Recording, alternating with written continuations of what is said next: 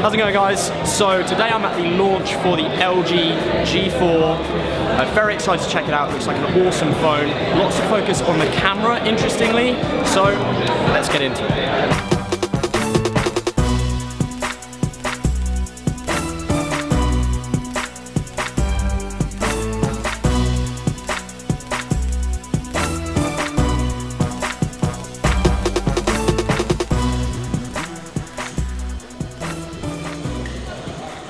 So early in the week I was invited to the London launch of the LG G4. Since we already knew pretty much everything about this phone before it was officially announced, I decided not to rush to get this video out, but I'm treating it kind of like an advanced first look of this phone. So I spent a good few hours playing around with the G4, and it's safe to say that I was extremely impressed. LG has played the iteration game from the G3, but that's really not a bad thing here. The phone feels and is gorgeous to use. In this video I'm going to talk about 3 things that I found most impressive.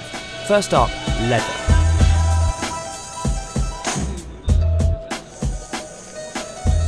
LG has hoped to differentiate themselves from their competitors by designing a handcrafted, genuine leather backing for the back of the LG G4. These feel just gorgeous. Personally, my favourite is this vibrant brown. It helps add a little bit of grip versus the alternative metal or ceramic versions. And let's be honest, that is just sexy as hell. It's also removable, so it's got a micro SD card slot underneath, along with a replaceable battery, which is always a win for most people. There is of course a wide variety of colours though, so you don't need to be stuck with just that brown, and I know that the black leather had a lot of people talking too. The next thing that LG probably spent the most time about on this phone was the camera, and it does certainly seem justified. The camera on the G4 might be the biggest pull for me to actually go and buy this phone.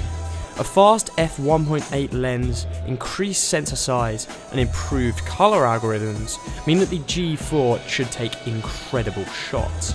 They weren't shy about comparing them to competitors either. They had an entire section of their demo floor pretty much dedicated to just the cameras, with lightboxes set up with the iPhone 6 and the Galaxy S6 on display, and the LG G4 was shining very, very well.